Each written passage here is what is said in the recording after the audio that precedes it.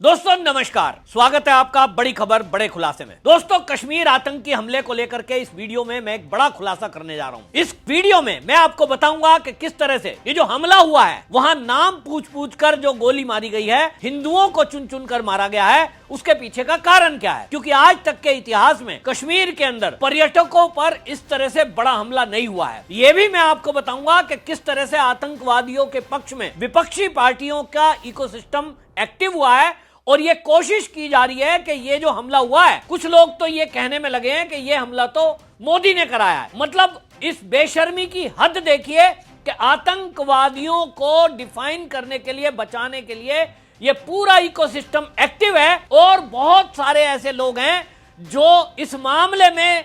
ये सिद्ध करने की कोशिश कर रहे हैं कि इस हमले में कोई धार्मिक एंगल नहीं है, जबकि जिसने ये हमला किया है वो आतंकी संगठन का अब सोशल मीडिया पर पोस्ट है, जो चैनलों पर भी उन्होंने दिया है और उसमें कारण साफ साफ बताया है कि उन्होंने ये हमला हिंदुओं पर क्यों किया, क्यों नाम पूछ पूछ कर उन्होंने गोलियां मार दी। और आपको बता दूं, जो एक आध गोली किसी मुस्लिम को लगी है, वो स्थानीय मुसलमानों को जो गोलियां लगी हैं वो क्योंकि AK-47 और AK-56 राइफल से लगातार अनाधुंध गोलियां 4 से 5 आतंकवादियों ने चलाई है, तो आसपास खड़े हुए लोगों को भी गोली लगी है, तो कुछ लोग घायल भी हो सकते हैं। लेकिन अब इस मामले में जो एजेंसियां हैं वो अपने काम में जुट गई हैं और जैसा मैंने कहा था, इस बार सीमा पार कुछ बड़ा होने जा रहा है। जो एजेंसियों में अभी सूत्रों के हवाले से पता चला है कि नरेंद्र मोदी और अमित शाह जिस तरह से इस पहले ही तैयारी में थे कि अगर आतंकवादियों ने अभी कोई हिमाकत की तो उनको इसका बड़ा खामियाजा भुगतना पड़ेगा। जिस तरह से मोदी जी अपनी यात्रा को बीच में छोड़कर आए हैं सऊदी से, जिस तरह से अमित शाह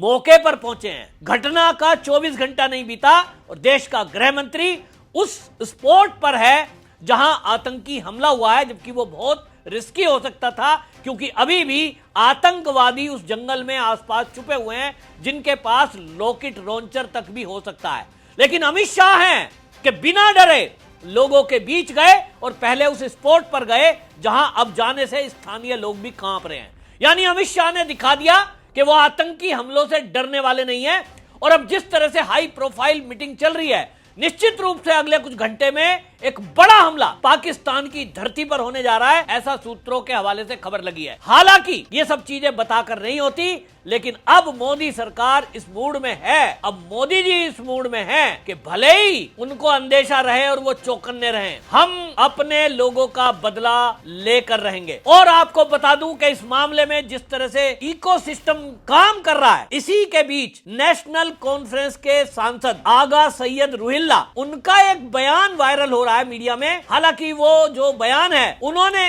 वो बयान एक ऐसे चैनल पर दिया है जो देश विरोधी एक्टिविटी के लिए पहले से जाना जाता है, लेकिन अब उस बयान को लेकर कहा जा रहा है कि नेशनल कॉन्फ्रेंस का एक सांसद सैयद आगा रुहिल्ला साफ साफ कह रहा है कि ये जो पर्यटन के नाम पर कश्मीर के अंदर, वो ये कह रहा है कि जो भारत के लोग आ रहे हैं, मतलब वो कश्मीर को भारत से अलग मानता है, और वो ये कह रहा है कि जो भारत के लोग कश्मीर में पर्यटन के नाम पर आ रहे हैं, ये संस्कृति पर हमला है। आप सोचिए, इस तरह की बयानबाजी कर रहा है और वो ये साफ साफ कह रहा है कि जिस तरह का व्यवहार इस सरकार ने हमारे साथ किया है, ये कश्मीरियों के अंदर काफी गुस्सा है और जिस दिन ये गुस्सा फूटेगा ये बहुत भयंकर होगा। सीधा वो ऑडियो, अब क्लिप वायरल है, आप एक्स पर पोस्ट देख सकते हैं, बहुत सारे लोगों ने उसको पोस्ट रिपोस्ट किया है। अब आप देखिए कि जिस तरह से ये एक सांसद होकर के नेशनल कॉन्फ्रेंस का बोल रहा है। नेशनल कॉन्फ्रेंस की ही सरकार आज कश्मीर में है, उमर अब्दुल्ला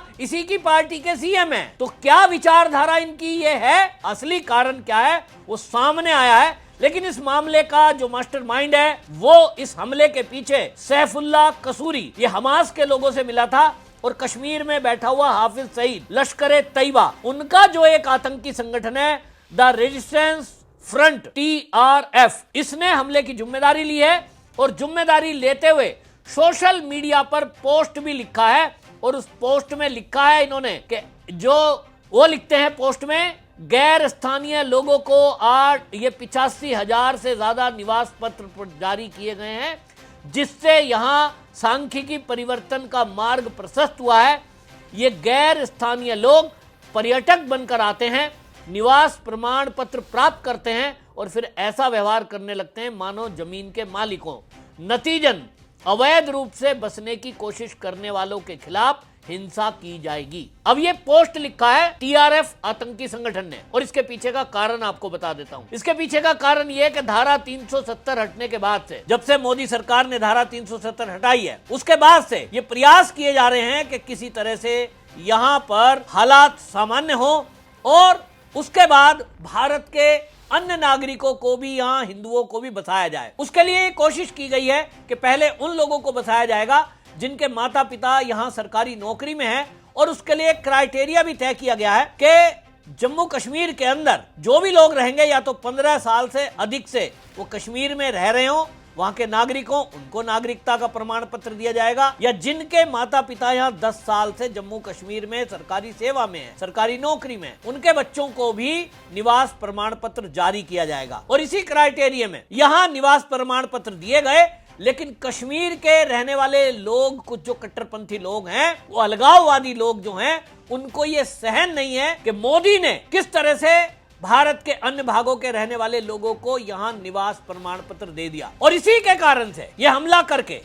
बाकायदा सोशल मीडिया पर पोस्ट डाल दी गई कि यह हमला निवास प्रमाण पत्र जो सरकार ने जारी किए हैं इसके गुस्से में है। इसी पोस्ट से आप देखिए, यह पता चलता है कि जो लोग इसको हमले के बाद से ये बताने की कोशिश कर रहे हैं कि साहब हिंदुओं का नाम पूछकर गोली नहीं चलाई, इसको आप हिंदू मुस्लिम ना करिए, ये तो बीजेपी वाले हैं। और कुछ ऐसे बेशर्मों ने तो इसको चुनाव से जोड़ दिया, जबकि अभी फिलहाल में किसी जगह का चुनाव नहीं है। इसके बावजूद भी एक यहां पर गायक है काबा काबा गाने वाली, वो लगातार हमले के बाद से एक के बाद एक दिन में लगातार हर घंटे में एक पोस्ट लिख रही है और कोशिश कर रही है इस पोस्ट में बताने के लिए कि जैसे बीजेपी वालों ने ही ये हमला कराया हो। कभी सरकार पर सवाल, कभी जो है वो सवाल करती है कि जाति, इसको धर्म के से क्यों जोड़ा जा रहा है, और इस तरह से नफरत फैलाई जा रही है, कहीं ना कहीं आतंकवादियों को बचाने का कोशिश की जा रही है। मैं इस वीडियो के माध्यम से देश के गृह मंत्री को, पुलिस को, राज्य की ये कहना चाहता हूं कि ऐसे लोगों को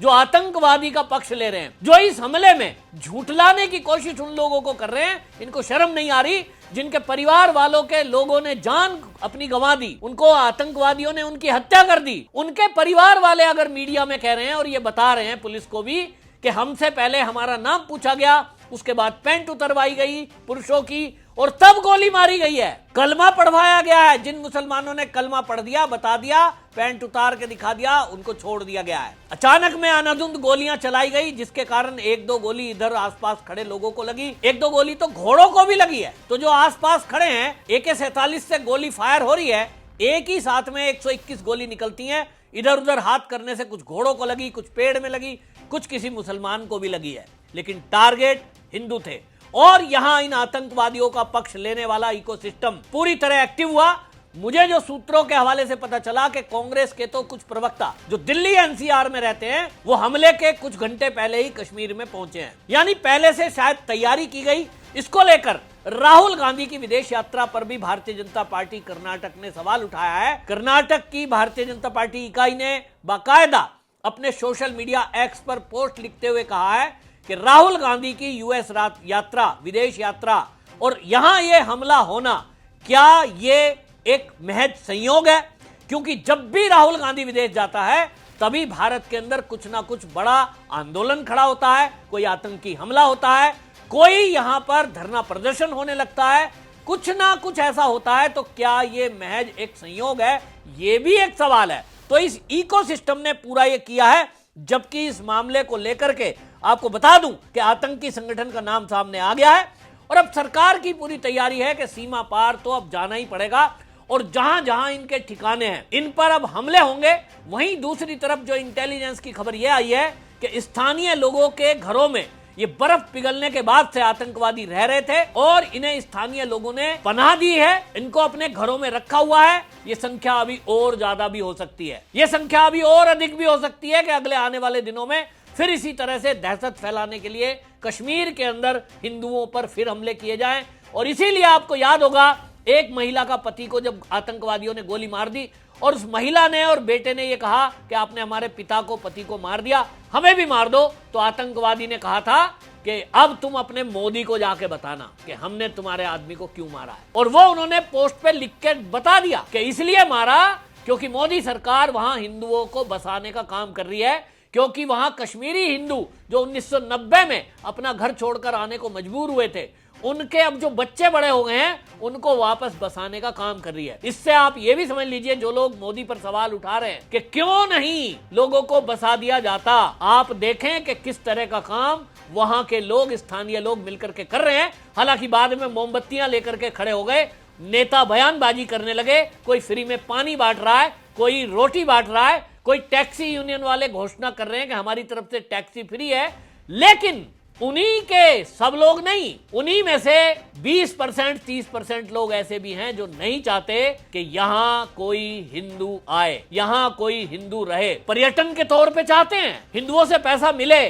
खूब माला माल हो, शिकारा चलाने वाला हो, घोड़ा खच्चर चलाने वाला हो, टैक्सी चलाने वाला हो, होटल रन करने वाले हो, A to Z सब एक विशेष कम्युनिटी के हैं। हिंदू वहां है ही नहीं, सारी इनकम वही करेंगे। लेकिन वो ये चाहते हैं कोई भी हिंदू कश्मीर में स्थायी रूप से ना बसे, यहां आए, पैसे लुटाएं और अपने घरों को वापस चले जाएं। क्या ये भारत में एक राज्य में हो रहा है तो ये मंजूर है? तरह नहीं। अब सरकार को इसके लिए बड़े कदम उठाने होंगे। और अब यह भी आवाज उठ रही है कि जो चुनाव के बाद यहां सरकार चुनी गई है, नेशनल कॉन्फ्रेंस की सरकार, जिस तरह से उसके सांसद का बयान वायरल हो रहा है, इस सरकार को तुरंत बर्खास्त करके यहां राष्ट्रपति शासन लगा देना चाहिए। ये मांग स्थानीय लोग भी उठा रहे हैं, जिसमें मांग उठाने वाले सब मुस्लिम हैं। उनका कहना है कि यहां अगले 10 साल तक राष्ट्रपति शासन लगाकर सेना की तैनाती रहने देनी चाहिए, जब तक कि अगली पीढ़ी यहां सुरक्षित न हो जाए। आपकी इस पर क्या राय है, कमेंट में जरूर लिखिए। वीडियो को शेयर जरूर करिए ताकि मोदी और अमित शाह तक ये वीडियो पहुंचे और ये जो इकोसिस्टम सोशल मीडिया पर आतंकवादियों को बचाने की कोशिश कर रहा है, ये सब के सब जेल के अंदर हो। वंदे मातरम।